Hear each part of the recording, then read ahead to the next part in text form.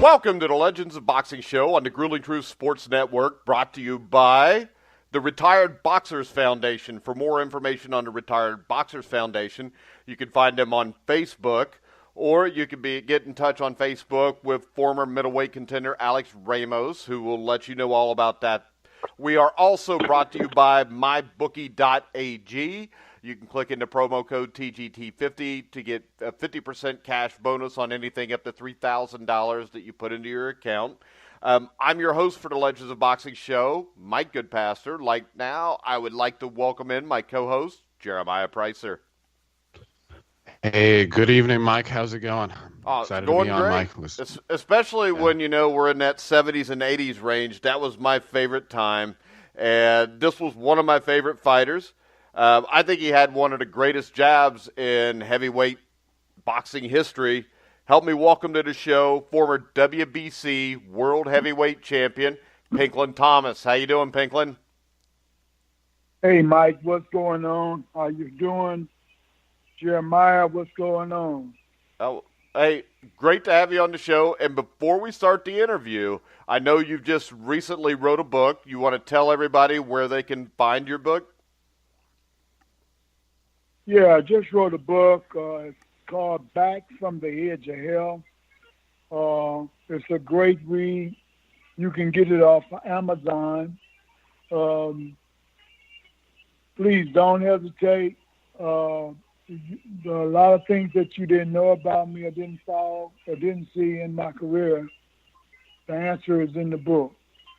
All right, and hopefully we'll have some answers today, too, which will whet people's appetite to go out and get the book and find out even more about you. Fantastic. All right, so we always start this off with kind of the same question, which is tell us a little bit about your life growing up on the streets of Pontiac, Michigan. I know you had a rough existence, which is where you get the title for the book, I'm sure. So tell us a little bit about your life growing up. Well, first, Mike, I grew up in the 70s era.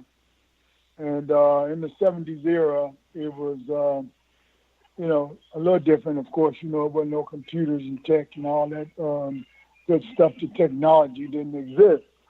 So, but, I stayed in Pontiac, Michigan. I grew up there, right from Detroit, where, the Temptations, the Originals, so many of the great Motown sounds and entertainers were. And of course, the music was really a blast for all over the world. And at that time, what happened, man, a lot of young people, older people, you would just pull up on the side of a car, you hear somebody blasting the music, and, some of the lyrics were just like out of this world. And some of them were very positive, and then some of them were very negative. And then, at that stage of the game and at my age, it was like the lifestyle that I lived, the kind of people that I hung out with, wanted to, it's almost like a reputation thing. You had to prove yourself. So, I got caught up in the rhythm of living fast because I was a big kid. So I hung out with guys who was a little older than me. My father, my mother, they took care of me. They took care of me very well, and I was very, very honorable to them. Not disrespectful at all. Never would, never could be. But the way of life, living fast. I did, commit some harm to myself that I wish I wouldn't have began. But you know how it is when you're young, you're dumb, and you make some mistakes. And I tell you, a lot of guys who I started with or came up with, or as life went on, today they're still doing time in Jackson, Ionia, Michigan, up in the penitentiary, or they're dead or died from incurable disease. So, only through the grace that I'm here talk about it, and I've got a lot of gratitude. And you talked about some of the decisions. I mean, obviously it's part of the learning process. I mean, you mess up, you learn from it, and hopefully you evolve as a person. You ended up getting married at 17 years old. Was that one of the bad decisions too? No, I can't. I can't say it was. Getting married at 17, of course, you really. I think you should take your time and kind of explore your horizons a little bit more. But mine at that time was way out of control because I started at a very young age. About 8 years old, I was in a local little singing group. And, the older guy, 6, 7 years older than me, he was like, we were singing the Motown sounds, originals and, the Temptations and things like that. We would, sing and sing. They was drinking and, wow, they gave me a cup. And, of course, I started drinking. And, of course, the drunker we got, the better we thought we sound. So, we was just going at it. And, one thing led to another one. And, I left them, and as I got older, I was, as I said, I was a big guy, so I went to school with some of the guys from junior high school and elementary. Their sisters and brothers went with me there, and they, of course, I had great athletic ability and talent, and of course, I was real strong. And so they, chose to call upon me to hang out with them. And like a knucklehead, I, thought that was cool. And, I, went in that direction where they was, stepping a little faster than I should have stepped. And, so I got caught up in the people who I was going to school with. I thought that they were, they wasn't, on my level, which was really crazy to really think about it. So that's where I made a lot of dramatic mistakes, that, I did cost me a lot. But of course, to be honest with you, Mike, a lot of things that I've done, I don't think I would change them from the experience because I can share them, and I do share them, and I think that was a calling for me to share them to young people so that they have a base or a foundation that are tools that they can pull from to, make a change, or if they're in a vice grip, that they can, work their way out of it. All right, now, how did you discover boxing? Because I know you're not a guy that was in the gym at 5 years old with his brother like a lot of guys. How did you discover boxing, and what made you fall in love with it? Well, what was funny was that when I was real young, my father, I used to hear my father, and he would come in the house with his buddies, and they would be drinking, and they come in loud talking, and my mom would give them this look, man, that would really cut a razor blade, and they would, they would be talking about the Bible, arguing and discussing it at the same time, they was doing that, it was kind of crazy, but they would argue about, hey, man, I remember when Joe Louis fought Max Schmeling, I lost my whole paycheck. This is my father. And I'm saying, I asked my daddy. I said, well, Daddy, I was real young and little, maybe about 6, 7 years old. I said, Daddy, how much money did you lose? He said, man, I lost $14. And I said, well, dang, Daddy. He said, $14. He said, yeah, boy. He said, oh, no, that was a week's pay, So, I laughed, and, it went on and stuff. And But then one of the other guys, as they continually passing the ball around, they think, yeah, but when Joe fought him the second time, man, I'm telling you, Joe hit him, broke his ribs, busted his lip, knocked him down, man, got rid of him early. And, said, like, man, that was the second fight, with Ram Benji, and I said, okay, so, I, checked that out, and it was really cool, So after that, my father ended up buying me some boxing gloves, and I started boxing the kids in the neighborhood, and I started lining them up. Since I was a big kid, the bigger kids came down, and I lined 2 or 3 of them up, and him and my neighbor, who I respected, he's one of my friend's dad, and my father, they stepped aside to the fence where Glove was up, and tell her, start us up. And I remember I was boxing a kid. His name was Michael. He was about 3 or 4, about 5 years older than me, and stayed up the street.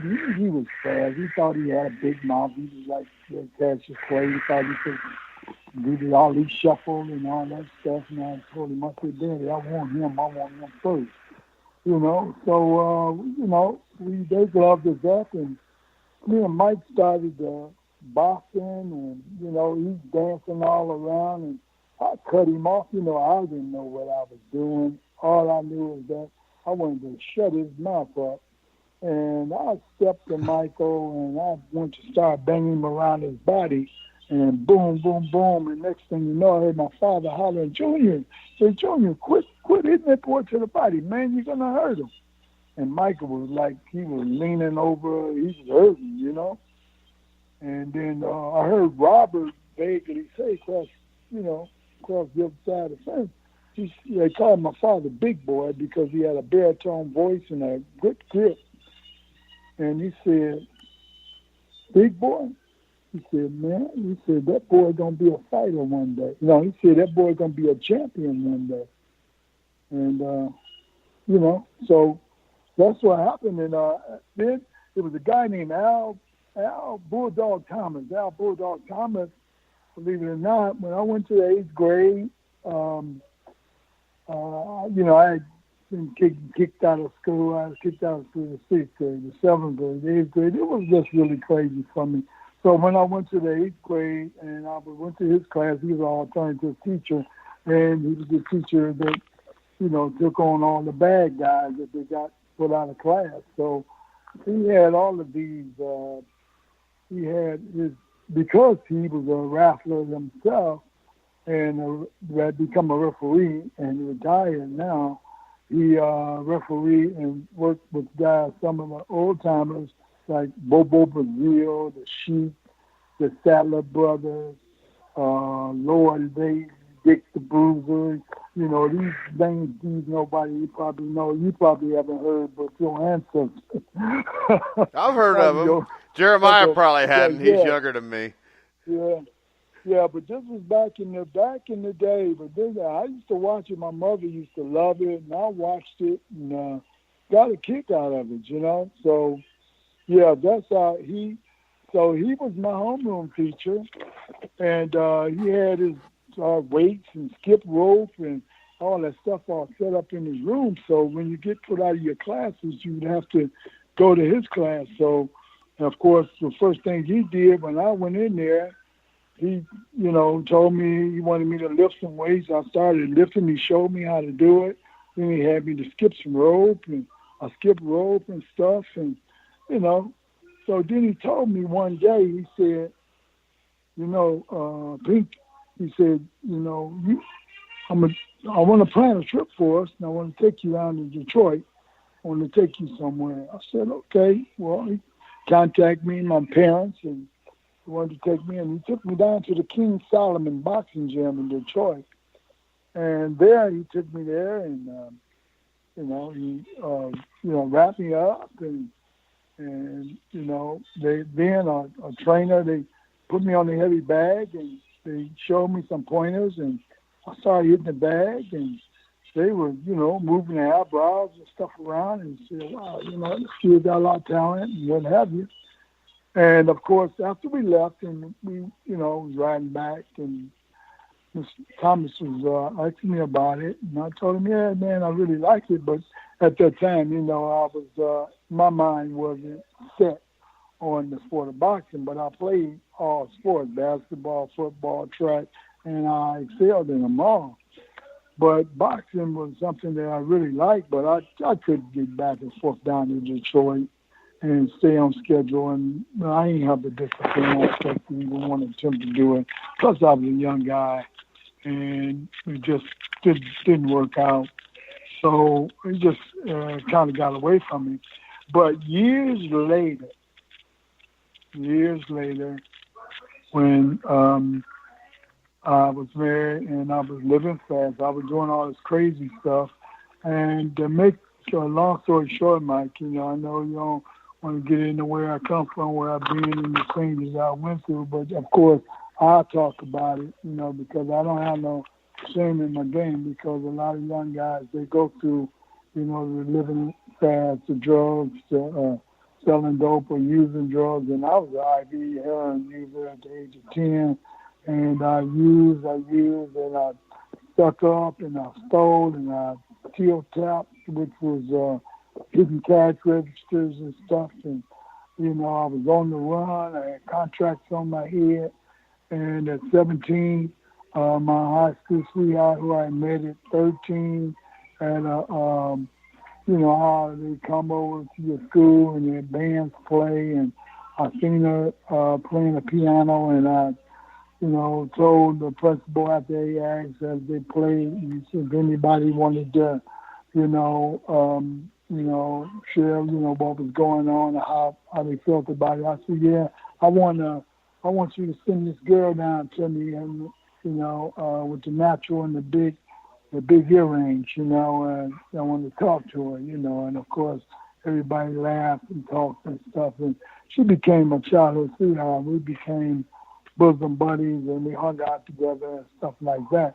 Well, that's who I left at 17 and married. We went to Seattle, Washington, and of course when we made it to Seattle, Washington, I had to finish school, and what was funny, Mike, was that I only had to be 18, be considered grown, what have you. Well, when I moved to Washington State, it was 21. So, wow, I left the state where I was almost considered grown, because I was going to be, because I couldn't get married in Pontiac. I had to go to Aliquippa, Pennsylvania, me and her, because, that's where, we could get married at an early age. So we went there, came back. We was married. She joined. We were going to go into the Army together on a buddy plan. And so she had already went past the test. And so I went the next day, and it was a recruiter. And he, I took the Army test, and I passed it in flying colors. But at the same time, as I said, I look kind of slick, I guess, fly and what have you. And he didn't think I was good for Kathy. So then all of a sudden, when it's, I think that we're going together, and she tell me, I had to complete I had to get my high school diploma or my GED. And I'm saying, but dang, how am I going to do that? So he gave me a test, for the GED, and it was a time test. And he said, well, you got to complete this. You can't let the time run out on you. If you do, well, that's that. And so I'm rushing through the test, and I'm down to the fourth test. I'm coming to an end, and I'm doing fine. And going to the fifth test, the time run out on me. And when the time ran out on me, he tell me, well, I'm sorry, man, you ain't going to be able to go. So, it kind of broke both of our hearts, because we was going to go in on a buddy plan, hoping that we would be together. So she left, I stayed, and I continued to do the things that I did. and my best friend, my partner, was gone. And I began to, just really embed myself in that lifestyle. And then I had a friend, a partner, a guy who I was hanging with. He got killed close range. And that was a really a hurt thing. And I really just was ready to give up. Then I had a neighbor who was riding by one day. I had quit school. I was standing on the street by a pool room. And he pulled up at a light where GMC, Punch Motors, all the plants, the traffic about 3:30 was rolling by. And he said, Junior. I say, oh, hey, how you doing? He said, hey, boy, he said, what you doing standing over there? He said, boy, he said, and now I ran out to him. The light is red. And he told me, he said, boy, you know what? You ain't never going, he said, you ain't going to never be, and I told him, I said, wow. And it really knocked my socks off, man. I started tearing up, and I went and stood back up by the pool room. And after I went up there, again, I was just kind of done. But what happened a couple of days later, Kathy called and said that she wanted me to come. She brought me to Fort Lewis where she was going through some basic training. So there is where I went, and of course they had a big facility there, gym, and but I had that habit, that heroin habit. I had been using for so long, and it was getting to me, man. I slept on the floor, I slept on the wall. I was in like a little 10 by 10 room, which was a guest house room, and I threw up. I kicked the habit, though, after about 3 days. And then she said, well, she was getting ready to get, discharged so she could, have final quarters. And at that time, I said, well, I was going to give me a room and, rent from someone. So I was walking and I left the campus, rented a house. I rented from a house, rented a room, and I rented this room, and I was right down by Allen Benedict College and Allen University. And to the left was where the lifestyle, the crazy lifestyle was, and to the right was where the college students and everybody hung out. And, I had to make a decision, and I had gotten clean and stuff, so I always turned to the right. And I was playing ball with the guys. I thought, well, man, maybe I'll go back to school and play some basketball, and all of a sudden, after I hung out and played for a while,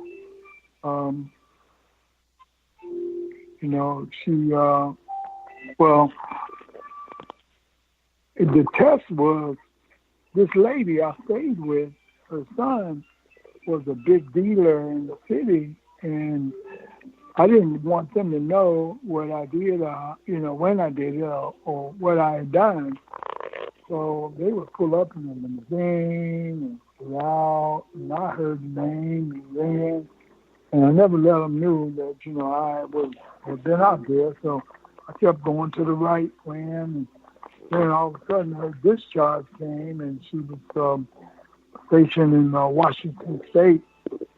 So boom, when I decided to go and sign up for, go to school there, I was going to go to college, and then she was discharged and had, not discharged, but, we had to go to Seattle. So we took off. It was a 2-day bus ride. Went to Seattle, made it to Fort Lewis, Washington. Went there, and she was able to. We were looking for a place. I think I had about $100.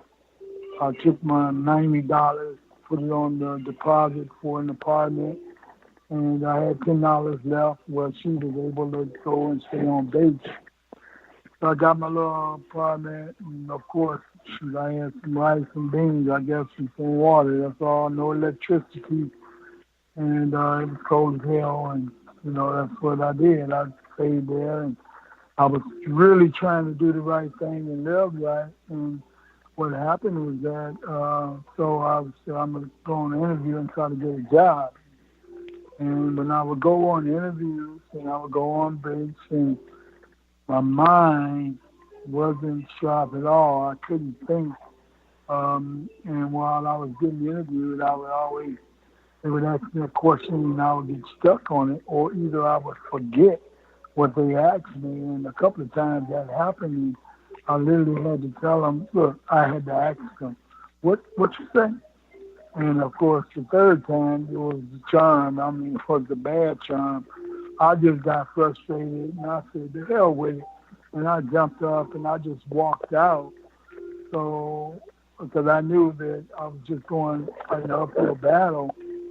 And so I went back, and I had my old Boxolino coat, my hats, and my possum collar coat, and stuff, man, harbor boots, and I jumped up, got dressed, and started walking up the road, and I seen it was a pub where all the sergeants and the generals, everybody would go and, have beer and drinks and have fun and stuff, and I would go in and I would shoot pool. My father, when I grew up on a bumper pool table and a pool table, my father, had bought pool tables, so I knew how to shoot pool, and I would go and shoot pool, and we would shoot for beer.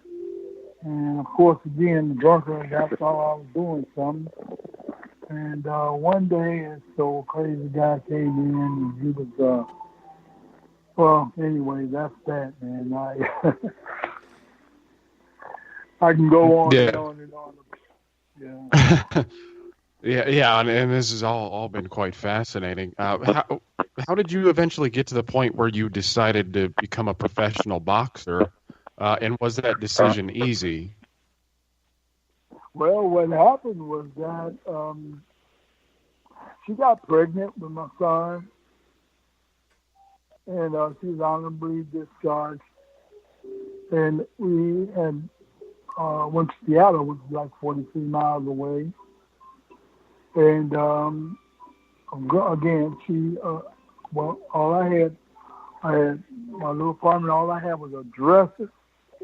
I had a Buick, a 65 Buick that didn't have shocks, didn't have blinkers, didn't have a brake, didn't have a park, and that's what I drove. And I tied my dresser to the top of the car when she was discharged, and we were moving to Seattle, and drove down I-5 to Seattle, looking for a place to stay, to finally find a place that was for rent, a house that was for rent. And I became cool with the guy who rented out the property, and we rented a house, and eventually that's where my son was born. And again, I went back to work, and that's funny. I worked for, she was working for Equitable Life Insurance, so she was going to work every day. And I had to walk through this job. It was called Peerless Products, where they made windows and window frames and stuff like that. And I went up there for the job and paid $2.65 an hour, which was minimum wage then. And I did that, and I was a great window maker, and I had a good production thing going on, and I really enjoyed it. And all of a sudden, Randy, the guy who was renting out the property to me and the other apartments around him, and his wife, he told me, he said, Pink, why don't you come and work for us? We was working for Preisser and Clark. Preisser and Clark was a big real estate company. They did renovations and stuff on apartments. And he said, man, you can make this. So it was like 75 cents more an hour. $3 an hour. Wow, man, so I jumped right on it. So I quit my previous job, started working for them at them, and of course now my pay is coming out of the check because it's with the company, and so I'm working with them, doing a great job down in Central Seattle, Capitol Hill, renovating places and what have you. And all of a sudden, boom, I get laid off. And when I get laid off, it's like, I was done. When I got laid off, my wife, she couldn't hold her own by herself. And so we ended up getting evicted. I moved to the West Seattle project. Where that's where we were, and I met a Mexican guy over there, and I told him, I said, hey man, I asked him what was his name. He told me Jerry, and I told him, well, my name is Pinklon Thomas. I'm from the Brewster Project. I have 15 fights and 15 knockouts. I'm lying, talking junk, don't want to be, I want to be hard, because I'm in the projects, I'm around all these Spanish guys, and I want the word to go out, I said, wow, man, that's pretty cool. Still have my old raggedy car. And so a couple of days later, he come back, he said, hey, Pink. I said, yeah. He said, hey, it's this old man down at the gym, man. I work for Parks and Recreation. You need to go down there, man. He said, this old man, he got, that gym, you need to go in there, man. He might be able to show you something. It might be good. I said, wow. Now, to be honest with you, man, I'm like I say, I went back to doing some crazy stuff. I'm messing with them drugs. I had just messed with a speedball. I did some heroin and cocaine. I was nodding and scratching. But I told him, I said, you know what? Okay, man, I'm going down there. I jumped in my car, rode down there, and I go in the gym now. I said, I want to see Joe West.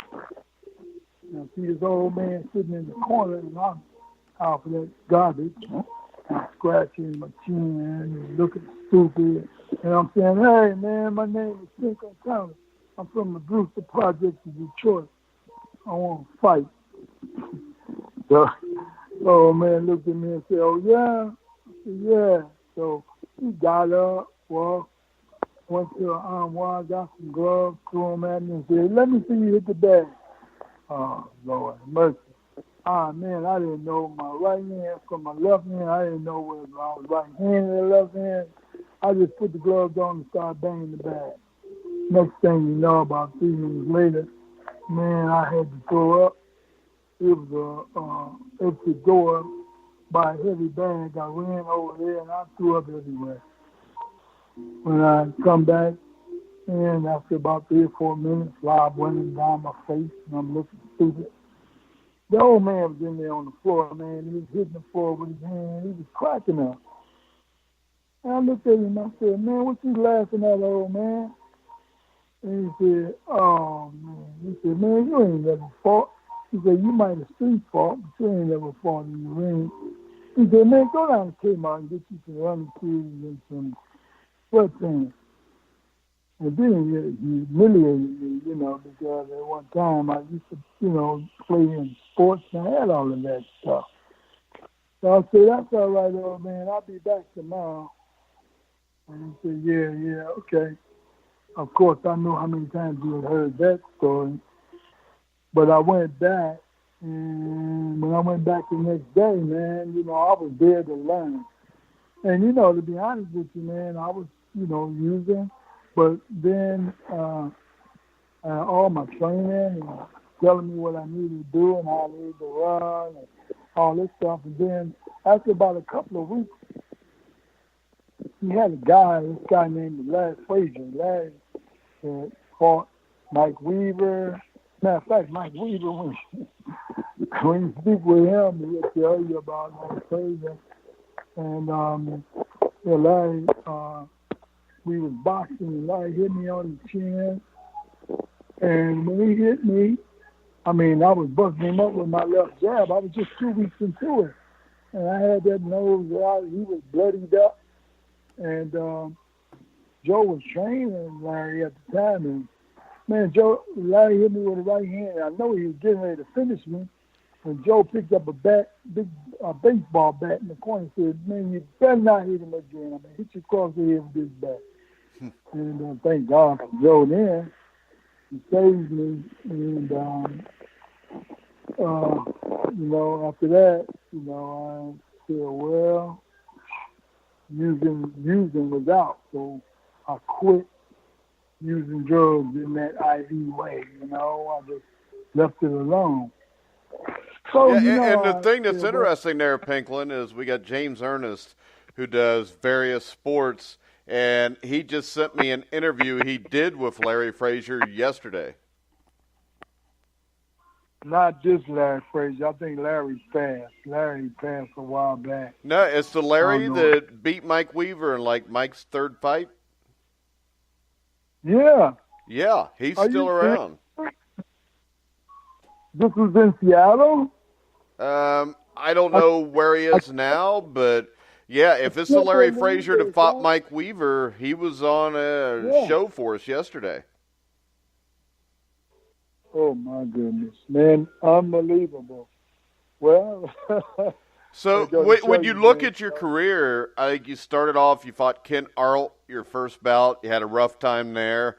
And then the thing I always read about your second pro fight with Jerry Williams was that you actually broke both hands and still won. Well, that wasn't my second pro fight. That was my 14th fight. But I had fought Jerry my 12th fight, and I broke my hands with Jerry in my 12th fight in Miami at the Fontainebleau Hotel. And then the second fight, I broke both my hands on ESPN in Las Vegas at the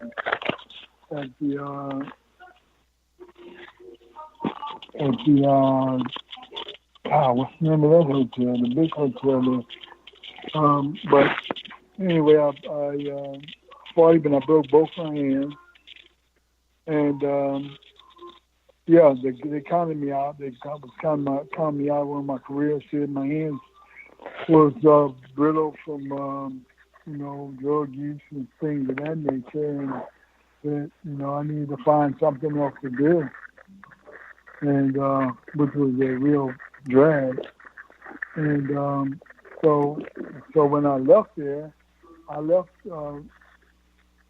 Las Vegas with 2 casts on my arms up to my elbows and a patch over my eye. So I'm going to the monorail, to the airport, to the Seattle airport, and all I'm hearing is that, "Hey, Pink, how you lose? You lost to this guy, blah, blah, blah, blah, blah, blah." And I was feeling all depressed about it. I said, well, then I picked a newspaper and it says, Pinklon Thomas has retired from drug use because he broke both his hands. And his hands had billabong stuff. So I'm saying, oh, Lord, so this is crazy. So I remember Muhammad Ali had went to a martial artist one time to develop his hands because he had little bones in his hands. So I jumped up, I got in my car, and I was riding down Des Moines Way, which is in Des Moines, Washington, where I stayed, and I seen this martial arts studio. And I went up there and I stopped, and I used to always pass by it. And I went in there and I told them I wanted to see the master. And they said, "Who?" I said, "I want to see the master. I wanted to see the man." And they said, yeah, okay, wait a minute. And I stood there for about 10 minutes. I'm looking stupid because I only got one eye and both my arms is all jammed up. And all of a sudden, here he comes with one of them, like chickens or whatever it is, whatever you call them. And he walked up to me, he got his hair long, short guy, about 5'8". And he said, "How can I help you?" He's a Korean guy. And I said, "Look," I said, I'm coming to you because I don't know if you heard of me or not. My name is Pinklon Thomas. It was in the newspaper that I had brittle bones and I had to retire. I said, I'm coming here because I need some help. I don't think my bones is brittle, and I want to, I want to get back on track again. Can you help me? And he paced the floor, and I'm like, man, what in the world? And finally, after about a minute, he said, yes, I think I can help. And man, I was like happy as a boy. I was so happy I didn't know what to do. So he told me that, and he said, be here at 8 o'clock in the morning. He said, if you're not here, don't come back. I said, yes, sir. And I turned around, and he said, hey! And I jumped, and I turned around, I looked again, and he said, 8 o'clock, don't be late. I said, yes, sir. And of course, I came, and when I came, it was a quarter to 8. I stood there and made sure that I was going to be there. And John Lee put me through all types of training and taught me. I couldn't do nothing with my hands. So he worked with me, and over a period of, I worked with him for 3 months.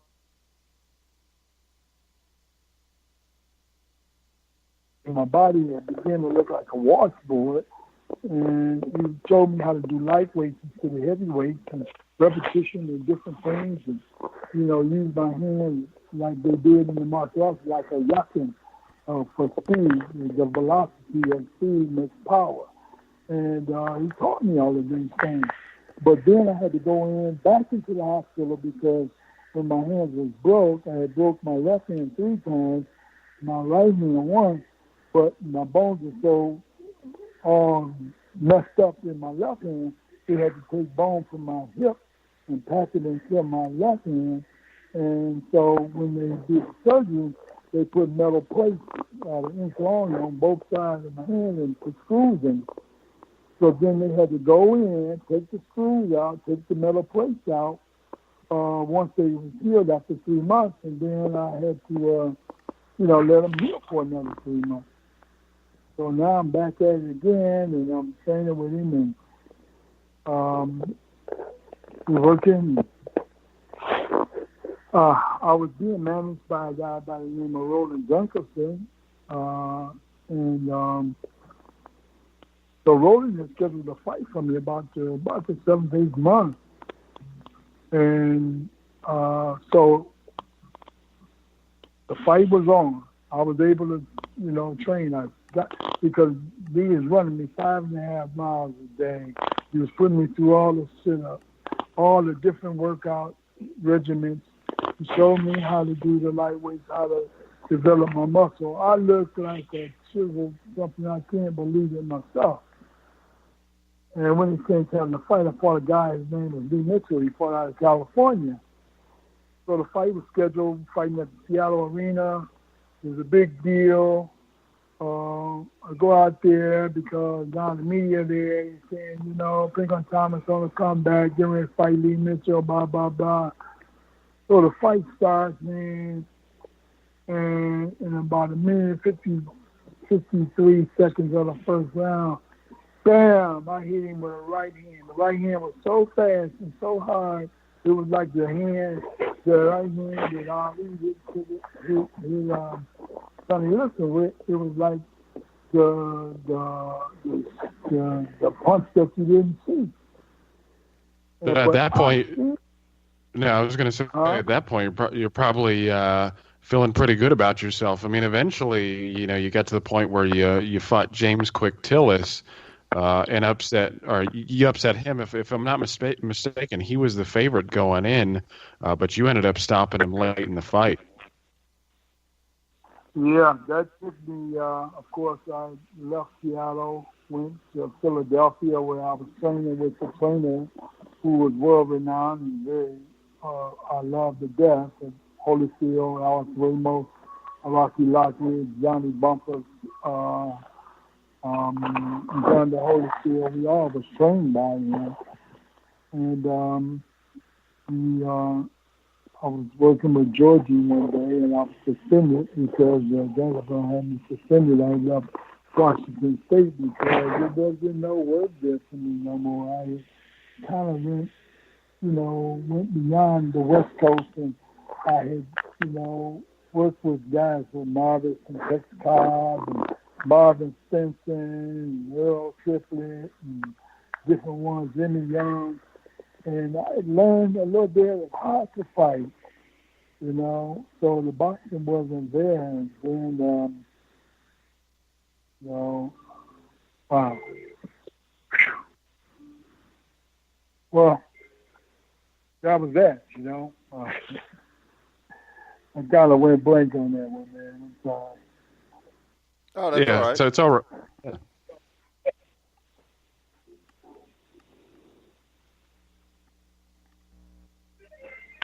All right.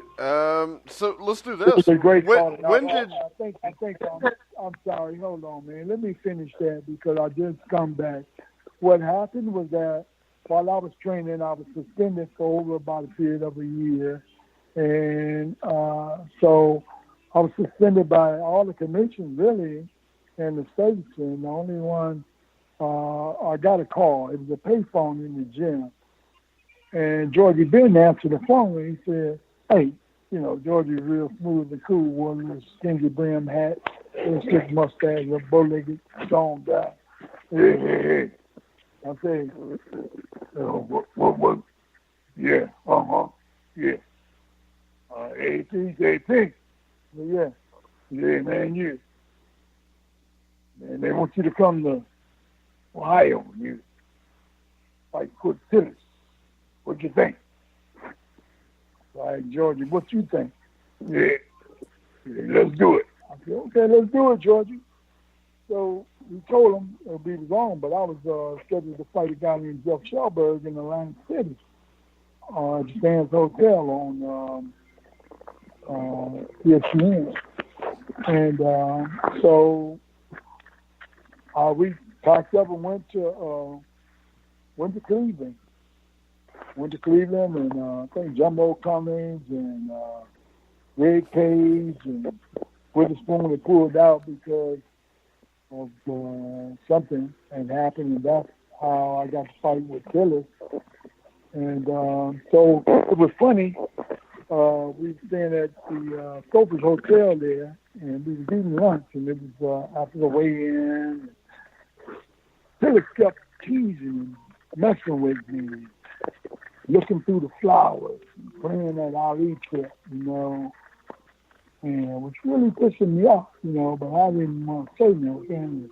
I know my wife got up, she went to the restroom, come back, and he was looking at me, and all of a sudden I noticed he had stopped my wife. He was talking to her in the hallway. And he was just trying to get next to me, But he did. Okay. I said, boy, when I get you in the room, I'm saying it to myself. And so, when after we got to eat lunch and stuff, we went back to the hotel and stuff, and, to get ready, to go down to the arena, man, I went to my room. I did upside down push-ups. I did push-ups, man. I did all kind of push-ups, and I with my butt up in the air, and I swooped down and come up, and swooped down and come up, and I did so much. Now all I could do was concentrate on until I said, boy, I'm a whooping. When we got to the dressing room, I was doing the same thing. Now, all odds was against me because they didn't even know who I was, Man, of course, when the fight started, Don King, they introduced us, and Don was right in the middle. He's looking at me, looking at Tillis. He grinned more in Tillis' corner because he represented Tillis. Don is. He was the winner. So he was standing there with him, and I'm saying, yeah, okay, that's all right. So we go out, and they say, well, come to the center of the ring. They, giving us all the rules and stuff. And Tillis, talking all that crap. Again, trying to tell me, and I pushed him off of me. And, of course, when the bell rang, all I was concentrating on, I didn't want to knock him out. I didn't want to cut him. I wanted to whoop him. I wanted to torture him. I wanted to stop. I wanted to make him quit. And that's all I could concentrate on. And after about the fourth round, the third round, I kind of figured him out. And the fourth round, fifth round, sixth round, I was really putting it on till he couldn't read where I was coming from. And this big left jab was just nailing me. And I was doing all kind of good stuff to him, hitting him, going to the body, going back to the head. The seventh round, boy, I think it was the fifth round. I hit him with a couple of big left hooks. And the seventh round, I had him out on his feet. And the referee came between us. And the crowd was going crazy, like, get rid of him, get rid of him. I had about 29 seconds. And I just laid there and I just played pity pat with him and I hit him. I wanted to stop him. And then, of course, the eighth round came around. When the eighth round came around, that's when I really, stuck it to him. And I made it where they just came in and they had to stop the fight. So, yeah, I put a real whooping on James Quick Tiller. Yeah, and the thing there is, that led to you finally getting a title shot against terrible Tim Witherspoon, a guy who we had on the show a couple years ago. You want to talk a little bit about, from where you came from, what it was like when you found out you were actually going to get a shot at the championship, and then talk a little bit about the fight? Yeah, but that was cool. Of course, I did fight Tillis. I think I fought Tillis after that. Not Tillis, Cosia. Fought Cosia, which put me in a position to, I was had that great opportunity to fight Tim. And it was funny because when Don King, I wasn't fine with him. He had everybody. He had all the heavyweights. Everybody was fine with Don. But I wasn't fine with him. And when I went to him, he told me that he was I was with Lou Duva. And Lou Duva couldn't deliver because Don had all the heavyweights. So I was with Lou when I fought Tillis, and Don wanted him to bring me to him then, but Lou said, no. So he took me to, and I fought Cosia, and I went to Bob Arum. Then after I left Arum, that's when the opportunity came and said, Don, now I'm undefeated, man. I'm like, I think I'm like 24-0, 23, 22 knockouts.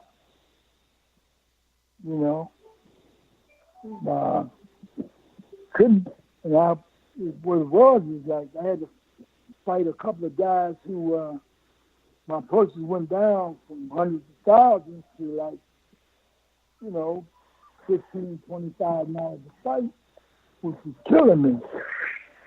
And I get a call from Don King, personally. Hey, Pink, baby, how you doing, man? And I'm saying, hey, Don, what's going on? Hey, Pink, baby, you need to come and join forces with me, man. He said, man, them guys, them hunters ain't got no money. They can't produce. They can't produce like I can, man. I got, I got all the champs. I got all the fights. And, man, you got to come join forces with me, man. And I'm saying, look, man, look here, Don, I'm not going to do that. I can't leave Lou Duva and them out like that. They paid $75,000 to get me. And they've been good to me. And I'm not just can't do that. Man, don't worry about it, man. I'll take care of them. I said, okay, well, all right, Don, if you're going to take care of them, cool, And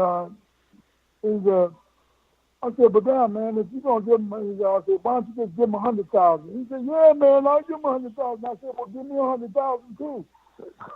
So then he said, yeah, okay. Ain't no problem, man. I'll give you $100,000 too, man. We'll do it all. I'll do the wire service. It'll be done this evening. I said, okay. So I let a couple of hours go by. He done contact Lou. We made a deal. Then Lou was money, send me the money. Boom. Next thing you know, I was down. I was doing a deal with him, and the fight was on. So he sit down and said, "Hey, Pink, look, man, this is what we gonna do. You gonna fight Tim Witherspoon. I'm gonna have you take. I signed 3 contracts to fight Tim Witherspoon, Mike Weaver, and Trevor Burke." Well, he said, "Man, you gotta fight. You gotta fight a team fight, and we're gonna fight in Puerto Rico." So I fought this guy. Or I can't call his name now. He looked like Don King, man. His hair was all over his head. He's a big guy. Big muscle-bound guy. Don said, "You win this fight, man, you'll fight for the championship." I said, "Yeah, okay." So, of course, we went out and fought. It was a struggling fight, man. But, boom, after 5 rounds, I hit him on the chin, and he went down. Man, I'm jumping up and down. Man, he didn't fight for the heavyweight championship of the world. Then I thought, I ain't have a man. I ain't have a real trainer. I ain't have a manager. I was working with the promoters on my own. And then I thought about Tim. I said, "Well, Tim is managed by Carl King. Don is the promoter." I said, "I'm in trouble." So I had sense enough to do that by myself. So I said, "Wow, I got to call Angelo." Then I called Angelo Dundee. And I said, "Angelo." He said, "Who's this?" I said, "This is Pinklon Thomas." "Hey, Pink, what's going on?" I said, "Angelo, I need you. I want you to be in my corner. I just got a call for the heavyweight championship of the world, fight Tim Witherspoon. Would you be in my corner?" And Angelo told me, "Of course, I'll be with you, Pink. Don't worry about it. I'm with you." Wow, man. So at that point, Angelo wasn't my trainer. He wasn't my manager. We did a deal that he became my advisor. And I paid him a percentage to be my advisor, so he did everything. At that point, I felt real good because Angelo was well respected. People listened to him. He was in my corner. They knew he was a manager trainer, and I was covered. Of course, so when the fight went off, I felt good because, no rinky-dink stuff was going to be called on me. But more importantly than anything, Mike, hey, man, I wanted that championship so bad. I wanted to win all the changes, all the things, and everybody in your life. You can think about things that you ever might have wanted more than anything in the world. I wanted that championship so bad, and I wasn't going to lose it. And that's what motivated me to do what I done. I used that jab, and Tim, he just couldn't get away from it, and I just out-hustled him. I couldn't let him beat me. And, of course, at the end, I become the heavyweight championship of the world, and that was one of course, my greatest achievement. Yeah, and that's when you finally defended against Mike Weaver. At the time you were well known for your jab. I believe, somebody even compared it to Sonny Liston's. But in that fight, you proved you had much more than a jab. I mean, you looked well-rounded. Yeah, when I fought Mike Weaver,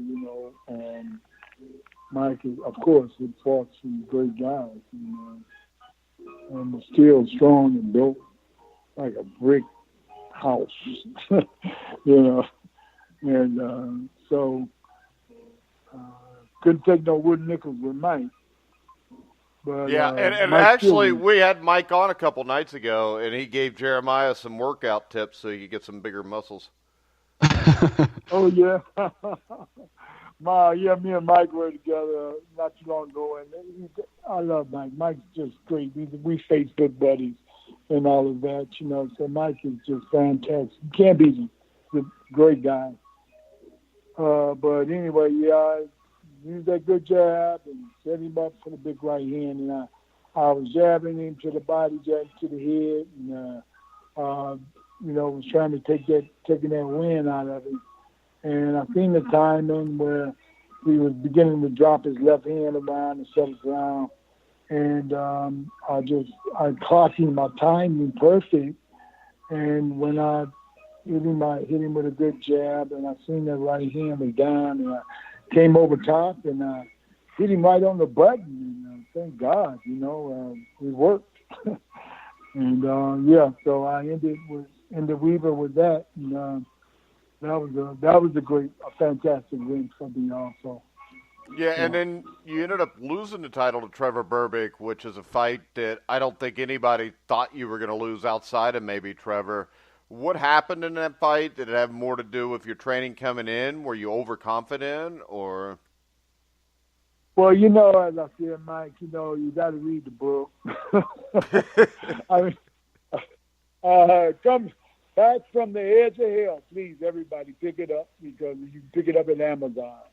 It tells you the whole story, how it really went on.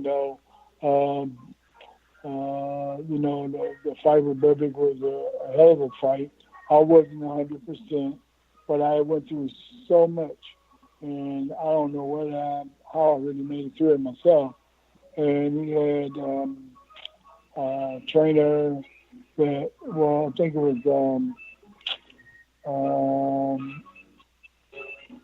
Kid Gahan, and he had Lee Black, who was from the islands. And it was a funny thing. We were, how they send each inspector over to the corner to check you out, the hand maps out. And Andrew went over to his corner. They sent Lee Black over to mine. And when they sent Lee Black over to mine, when they finished wrapping my hands, Lee Black, he drew 3 little thick, skinny men on my hands so fast. And when he did it, he snatched back. And he looked at me. It was like voodoo. And it blew my mind. I got, oh, man. And it pissed me off. It made me so mad. And to be honest with you, I took it into the ring with me. I had an attitude, I watched that fight now today. And I watch it now. I think he really threw me out of my rhythm. And I went out there with an attitude, being mad.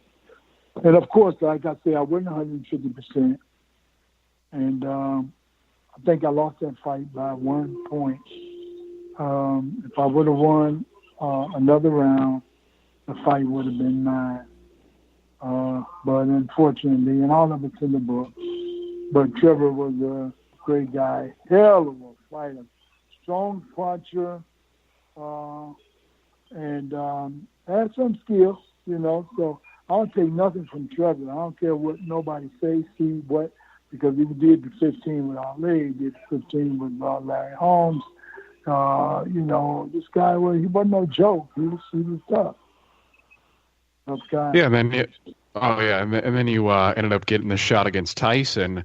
And to us, it looked like you exposed some of Tyson's defects, with the jab, the failure to break from a clinch, or, just adjusting to an opponent's lateral movement. Plus, you had an injured shoulder going into that fight. Can you elaborate a little bit on the Tyson fight? Well, before the Tyson fight, of course, I had 2 or 3 tune-ups after the Berbick fight because, I wanted to make sure I was going to be right. And I went to Puerto Rico, fought this guy, Cisco Maldonado. I stopped him and fought someone else. Then I fought this guy, Lee Holloman. Now, Lee, can't call his name. I fought this guy in Las Vegas. And, was that Hosea? Yeah, that's right, William Hosea. And I fought William Hosea, and it was a big fight. And the crowd was there, and I was going through, me and my wife had problems and issues going on, and she was trying to get me serviced. And had a trainer that I had working with me. His name was Willie Dunn. He was out of New York. I just talked to Willie yesterday. We always talk. He always bring up stuff that I did for him. He's just so excited about. We always talk and laugh. But I had Willie with me. I had my sparring partner, Big Heart Savage, Kenny Lacusa from Canada. And I got up, I took my pants off, I weighed in, I stand up, and they gave me my weight. I put my clothes back on, and I seen them from a distance. I seen the guys, they was going to serve me. And I told Lee and I told Savage, I said, look, they trying to serve me. And, of course, if I got served, I wasn't going to fight. I said, I want you guys to form a human sense for me. So when I go down these stairs, nobody can get to me. And because I'm going to break, I'm going to run, I'm going to make it to my car. If I get away, I'm cool. And, of course, they did. And nobody could get to me. I didn't get served. I took off. I broke to my car. I made it back to the hotel, and the fight was on. Okay, and, of course, I won the fight. And after that, of course, they called for the Tyson fight. And when the Tyson fight was on, what happened, I left, I went to California. I was training at the Hoover Street Gym in Los Angeles, where Ken Norton and different ones were training. And I was trained, at that time, I had Scrap Iron Johnson working with me. And so about 8 weeks before the fight, brought in this guy named Mark Wills. And Mark Wills, he had that Tyson style. He could throw a good right hand and what have you. And we was working about the 6 weeks, man. Me and him was boxing, and we exchanged right hands. And boom, I hit him on the shoulder, and he hit me like on the shoulder. I was shooting for his chin. And bam, it hit me in my shoulder like, bam, it popped out, fell out. And it was killing me. But I never went to a medical doctor. I went to a chiropractor. And it was on Melrose in Hollywood out there. And the guy looked at my arm. They don't believe in medicine, x-rays and all that stuff. And he gave me an ice pack and sling, and he told me, man, in about 3 days, you should be feeling fine. Okay. So, yeah, I put the sling on, still, scrapping them, doing my thing. So I'm working, so now, my shoulders keep popping out when I'm boxing. So after 2 or 3 rounds, I couldn't go no more. So we had this little eye contact going on. When it happened, and it popped out, it did. So when it got on about, 6 weeks, and I called Angelo, and I told Angelo, I said, man, look, I think I broke my shoulder. I don't know. I said, but I'm having some problems. I can't keep it up, and I ain't got no power, and what have you. So he said, I think maybe you need to pull out a fight. He said, matter of fact, pull out a fight.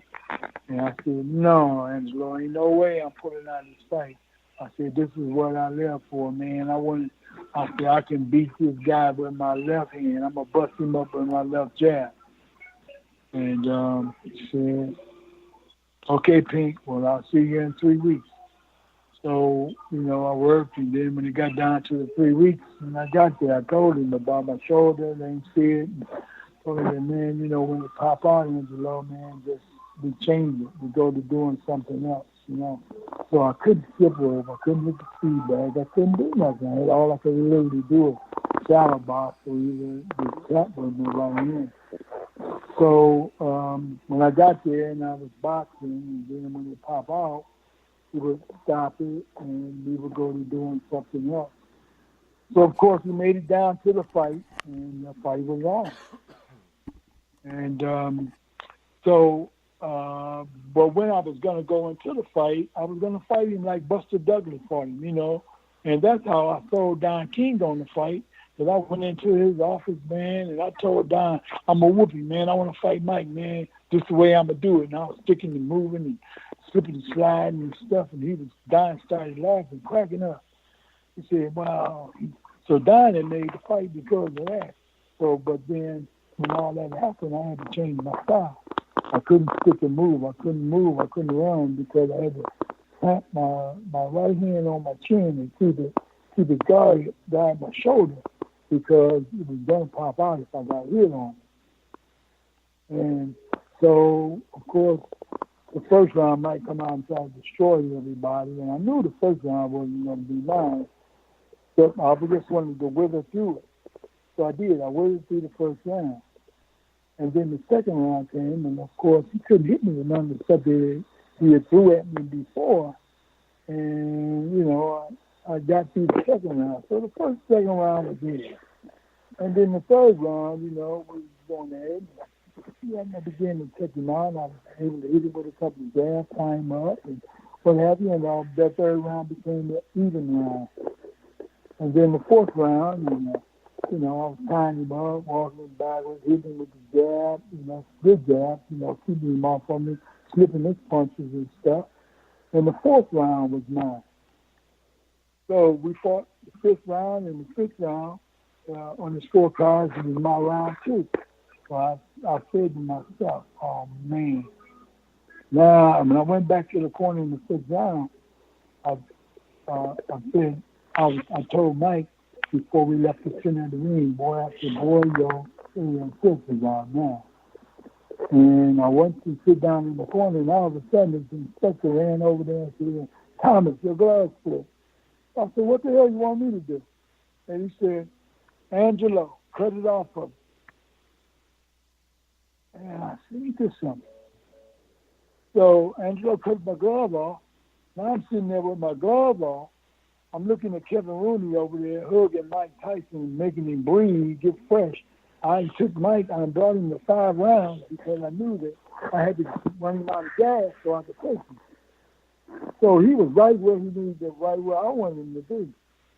Now my glove is gone. The inspectors got around. There's about 12,000 people there. We at the Kentucky parking lot. It's on the outside. The dressing room is in a trailer that's like 30 yards away where he got to run through all these people, get the glove, come back. Now, ordinarily, the glove is supposed to be a ringside. So that was wrong.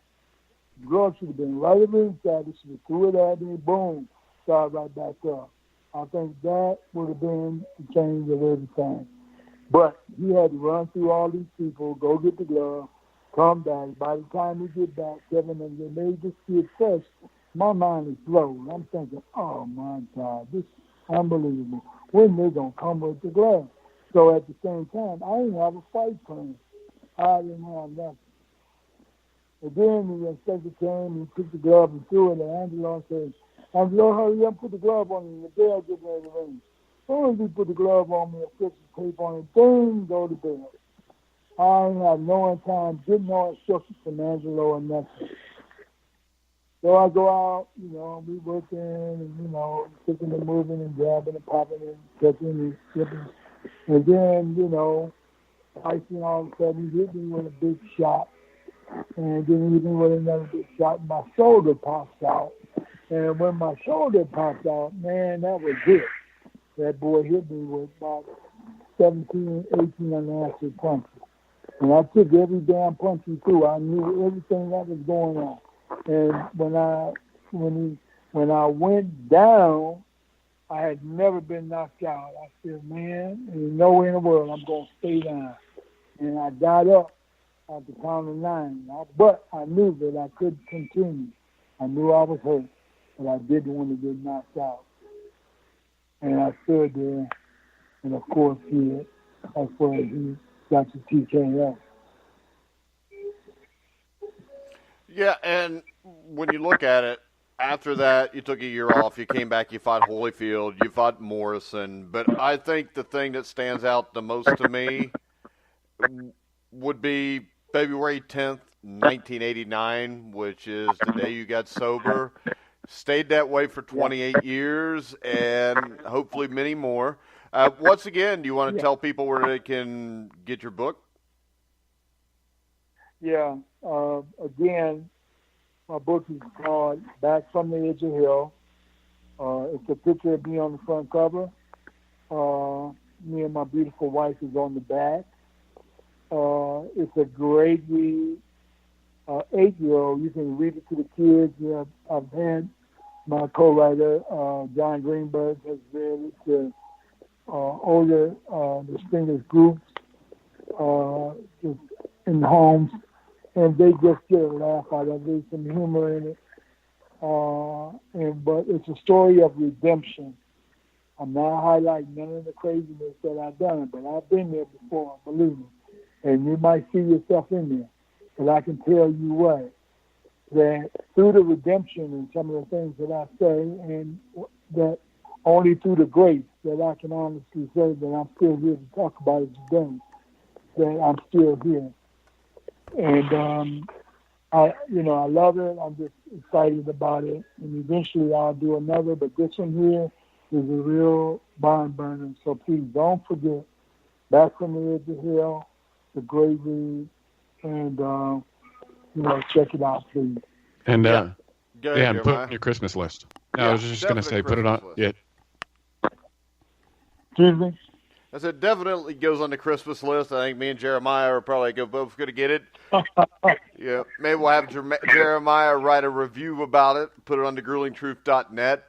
But make sure you go to Amazon and look up Pinklon Thomas on there. Make sure you buy the book. One of the more amazing stories you'll ever hear, what he came from, how his life was in his teenage years, up through winning the heavyweight title, losing the heavyweight title, fighting Mike Tyson. And the one thing that I have noticed about your career, Pinklon, is that you're very good at overcoming things. And I hope that continues for you, and we wish you nothing but the very best. Mike, thank you so much. And Chris, Tommy's wife, Tommy Morrison, contacted me and you and put us together. And I want to thank her and Mike and Jeremiah. I admire what you guys are doing. I think you're doing a fantastic job interviewing legends. And it couldn't be better. And because of the way the game is today, that you talk to people and they just, have gotten away and shy away because they really don't understand it or know who's who or what. So I think that what you're doing is really magical, very influential and entertaining. And I thank you so much for taking the time to call me and giving me an interview. And Merry Christmas, Happy New Year. And if I'm ever in your area location, please contact me. I will be on tour, speaking, doing book signings and what have you. And more important than anything, Michael, when I was 20 years old, I told that old man after a month, I had been in the gym, and I asked him, and I know I'm going to let you go, time might be running out. I asked the old man, Joe West, his name is Joe West. I said, Joe, how long did it take to win the heavyweight championship of the world? And he said, oh, Lord. He said, come on. I said, come on, man, I'm for real. He said, I don't know, Pink, it's gonna take a year. I don't know. And I said, okay, Joe, this is what I'm going to do. I said, I'm going to win the heavyweight championship of the world. I'm going to write my book. Then I'm going to do a motion picture. Yeah. Well, of course, I had 3 amateur fights in 2.5 months. A year later, I was 10-0 with 9 knockouts. 5 years later, 5.5 years later, the contractual disputes being set back, going through drunk child tribulation where they thought it was going to break me. I was heavyweight champion of the world. And now all we need is the motion picture. It ain't what you do, it's how you do it and how bad you want it.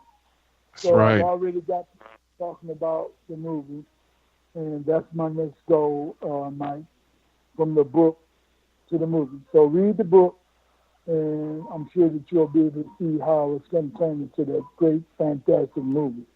I think anybody knows now not to doubt anything you say, Pinklon. Well, thank you so much, Mike. You know, and you know what? It's always an honor and a privilege, and I look forward to talking to you again. And all of my old constituents, these, Kings of the Rings, we were all together. We took a picture together. You find that picture. We were all in tuxedos. We took it. We was at the Hard Rock in Florida here, in Fort Lauderdale.